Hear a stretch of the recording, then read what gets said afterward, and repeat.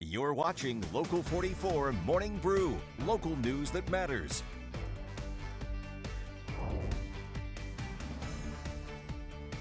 At this place in history, we're on the Burke-Linden line in the Northeast Kingdom with Executive Director of the Vermont Historical Society, Steve Perkins. Steve, I'm pretty excited for this one. I know, this is gorgeous. The views are great, the buildings are great. We're at Mountain View Farm. It's a story of a local guy, makes really good, and then comes back and builds one incredible estate. So I'm excited to explore. So Amanda, we are up here on the hill by the farm, and Marilyn Pastore, who is the owner, is going to tell us a bit about the history and what we're doing here today. Elmer bought the farm, Elmer Darling that is, who is the genius behind this farm, and he bought it in 1883. But it did exist around 1863. And it's really impressive. There's so many structures. Were they all here at the time initially? Well, Elmer added a lot of the structures. He was trained in architecture at MIT.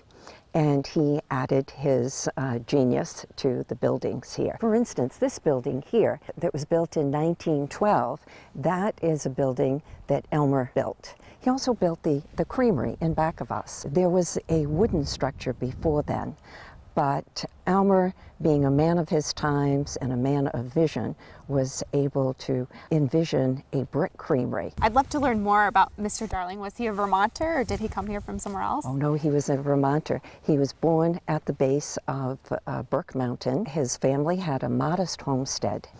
And his other relatives came from New Jersey. A man who was very influential in his life was A.B. Darling, who was from New Jersey, who owned the famous Fifth Avenue Hotel. Elmer was accomplished in his position in the hotel in New York City when he purchased the farm for his family. Once he purchased it, he installed his brother, Lucius Darling, who was the superintendent of the farm.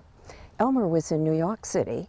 He rose in the ranks to become in charge of purchasing, which is a very complicated position in that time. This was before computers, and the hotel was grand. It was the seat of the National Republican Party. Any announcement that came out of the Fifth Avenue Hotel was thought to have extra clout. So Elmer was in New York City. His brother was here. They were raising prize Jersey cows and Morgan horses. It was a stock farm, so people would come here and buy stock to provision their farms. I've heard somewhere about the Darling cheese, Darling butter. Is that a specialty, was a specialty of the farm? Elmer had it sent to the hotel in New York City.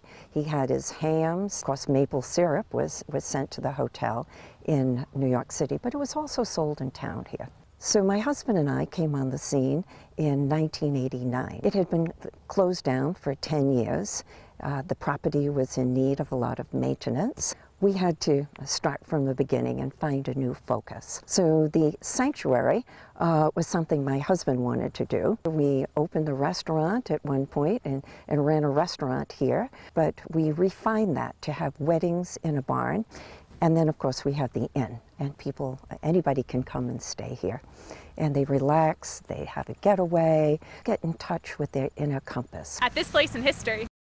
You're watching Local 44 Morning Brew, local news that matters.